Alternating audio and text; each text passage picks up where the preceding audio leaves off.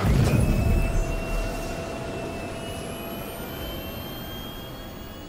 systems online. Salut à tous, c'est Schneider et on se retrouve pour un récap de la semaine sur Star Citizen. Le lore post de mardi traitait d'un des aspects de la ségrégation que vivent les Tevarines dans l'UE au XXe siècle. Comme expliqué depuis quelques semaines, l'UEE doit avoir un nouveau dirigeant d'ici la fin de l'année. Les citoyens de l'UE sont appelés à se rendre aux urnes pour voter, et dans certains systèmes, des citoyens humains empêchent carrément des Tevarines de voter, même si ceux-ci sont des citoyens de l'UE. Dans le système Nexus, c'est une Tevarine vétéran de la guerre contre les Vanduul qui fut empêchée de voter par un groupe anti-Tevarine nommé Nemesis, mais des événements similaires se produisent un peu partout dans l'UE. Et des fois de façon un peu plus sournoise. Dans le système Ferron, par exemple, les électeurs Tevarines n'ont pas été admis dans les bureaux de vote en raison, officiellement, de lecteurs biométriques défectueux. Et encore plus sournois, comme la ségrégation des Tevarines date de très longtemps dans l'UE, les quartiers où ils ont été relégués sont souvent des quartiers de seconde zone qui ont été placés loin des centres urbains importants, donc loin des bureaux de vote. Ce qui rend le fait de voter encore plus compliqué pour certaines diasporas Tevarines.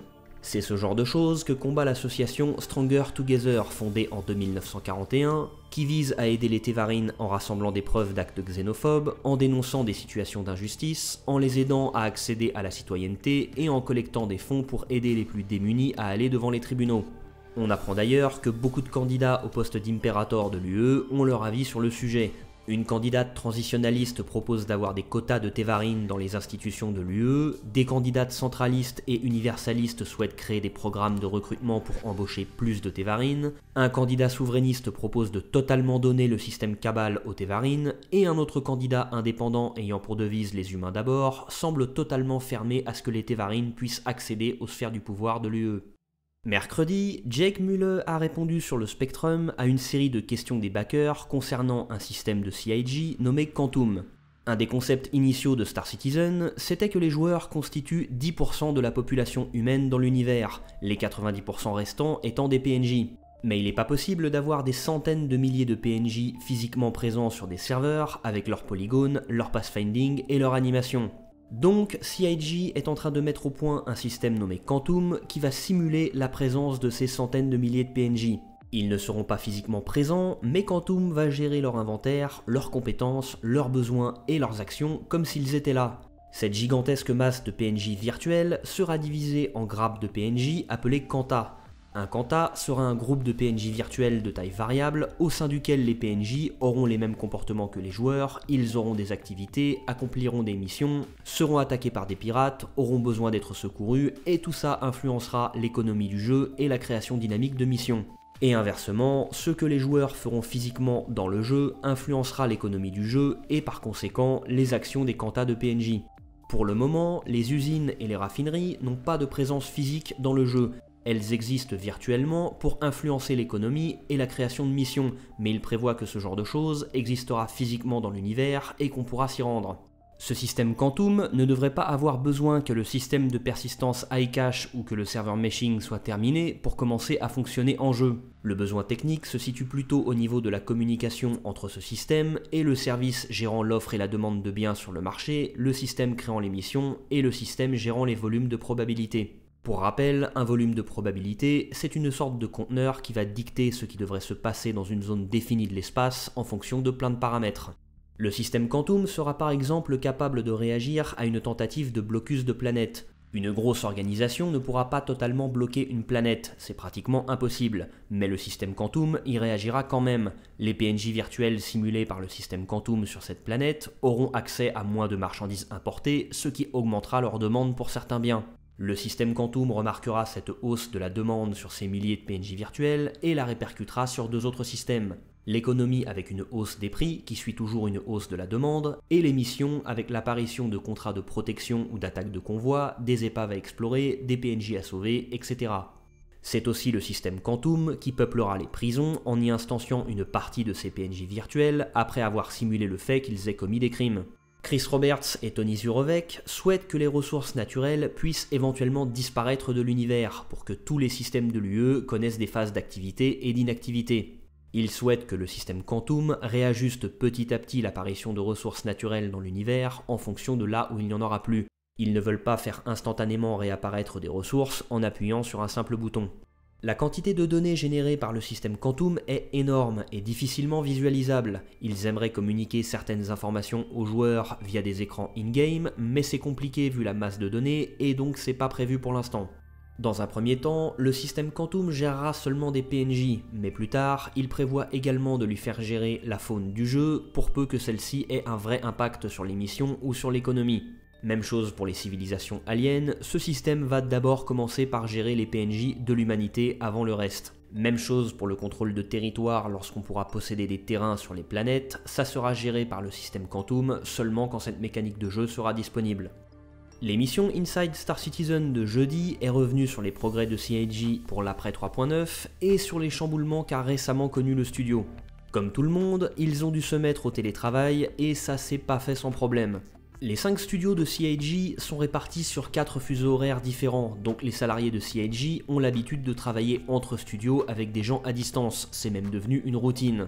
Sauf que cette routine ne s'applique pas aux collègues avec qui ils travaillent depuis des années dans les mêmes bureaux, donc l'organisation qui était en place entre studios a dû se faire au sein de toutes les équipes au sein des mêmes studios, ce qui s'est pas fait du jour au lendemain.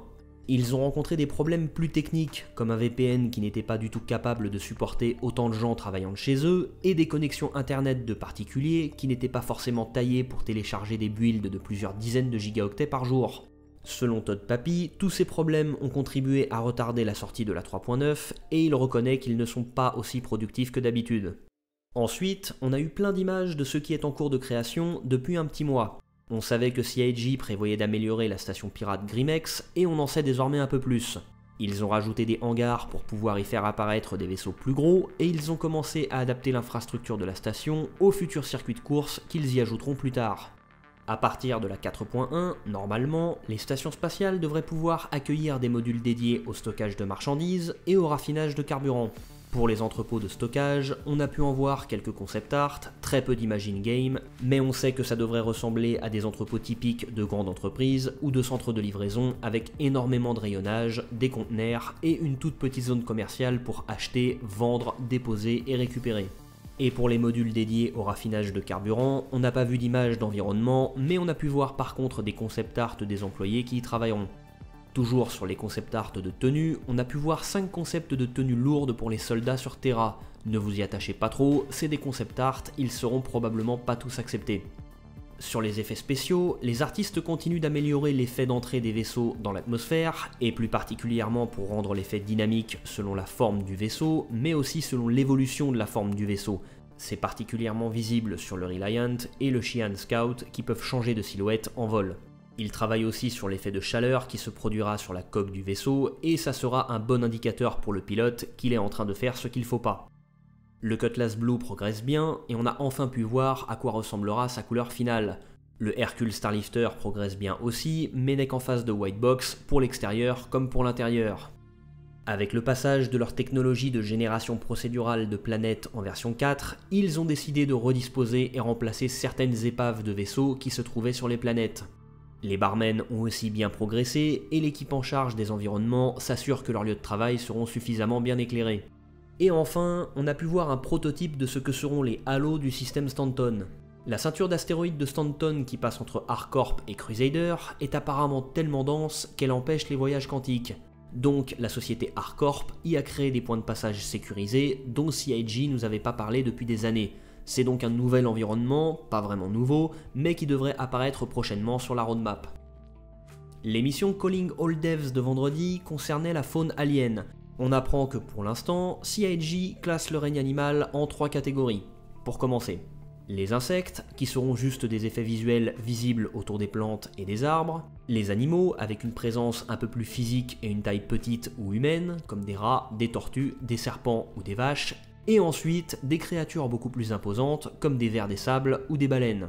Dans l'univers de Star Citizen, la terraformation d'une planète détruit tout ce qui y vit, et l'humanité la repeuple artificiellement après coup avec la faune et la flore importées d'autres planètes comme la Terre. Dans l'univers du jeu, ça fait que la terraformation est très mal vue par certains, ça crée des événements historiques dramatiques, et ça fait un sujet de société incontournable au XXe siècle.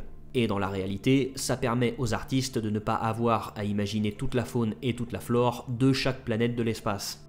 Il est donc quasiment impossible qu'une nouvelle planète soit découverte et qu'elle soit habitable sans terraformation. C'est pourtant ce qui est arrivé en 2516 lorsque l'humanité a découvert une planète naturellement habitable comme si elle avait été faite sur mesure pour nous. C'est pour ça que la planète en question et son système ont été nommés Terra, que beaucoup d'humains y sont attachés et la considèrent comme le nouveau centre de l'UE. Du coup, la faune de Terra n'a pas été détruite, a pu être exploitée par l'humanité et même exportée sur d'autres planètes. Par exemple, dans certaines plaines d'une région de Terra nommée Kasi, on trouve naturellement des grazers, des sortes de vaches dont les œufs sont utilisés pour la cuisine et la peau pour la création de vêtements chauds. C'est un animal qu'on trouvera régulièrement dans l'univers et ça donne déjà certainement une idée des mécaniques de jeu qui y seront associées. C'est le premier animal de ce gabarit qu'ils vont créer avec son squelette, ses animations, ses textures, ses actions et ses objets utilisés au cours d'une journée type, puis ils passeront aux baleines de l'espace. C'est la dénomination qu'elles ont pour le moment, mais ils vont essayer de leur trouver un nom un peu plus spécifique. Ces baleines vivront à l'état naturel dans les profondeurs de la planète gazeuse de Crusader, et elles remonteront de temps en temps à la surface des nuages, comme des baleines font surface dans l'océan dans la réalité. Dans l'univers du jeu, ça sera certainement une attraction pour les touristes de Crusader, mais ils réfléchissent à comment ils vont pouvoir les incorporer à des mécaniques de jeu. Dans la réalité, les baleines transportent souvent, malgré elles, des crustacés qui se fixent sur leur peau. Pour les baleines de Crusader, ils réfléchissent à quelque chose de similaire qu'elles ramèneraient sur elles du fond de la planète gazeuse et qu'on pourrait récupérer. Ils n'ont pas parlé de chasse à la baleine, mais ça m'étonnerait pas que ce soit prévu comme une activité illégale.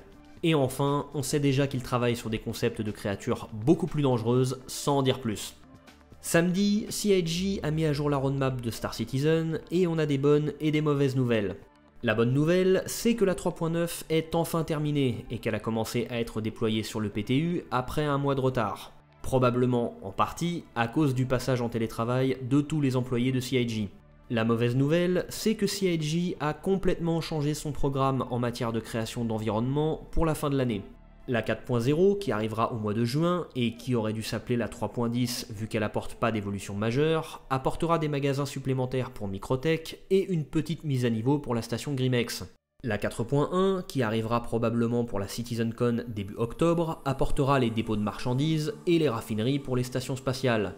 Vous rajoutez à ça que CIG a l'air de s'être enfin mis à créer les halos qui permettront de passer à travers la ceinture d'astéroïdes de Stanton, et donc au milieu de tout ça, Crusader et sa ville d'Horizon ont été repoussés à la 4.2 à Noël.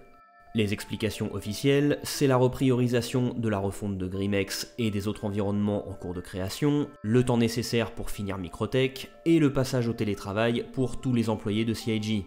Ce qui n'a pas empêché beaucoup de joueurs de penser que l'explication est ailleurs. Certains pensent que CIG s'est rendu compte que les serveurs de jeu ne peuvent pas accueillir une nouvelle planète sans certaines modifications à l'Object Container Streaming ou un début de serveur meshing.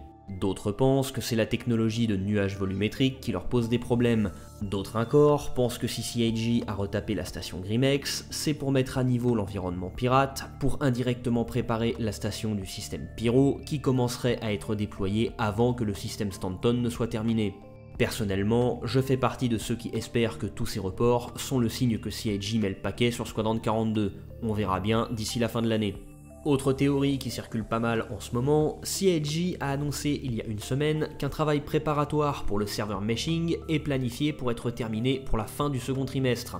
Ce travail pourrait peut-être servir de base à un serveur meshing statique, où les serveurs seraient alloués manuellement à différentes zones de l'espace, et non pas dynamiquement en fonction de l'affluence des joueurs. On verra si c'est le cas, et surtout si c'est pas aussi repoussé. C'est la fin de cette vidéo, et j'espère qu'elle vous a plu. Sur ce, je vous dis à dimanche prochain, et d'ici là, portez-vous bien, citoyens.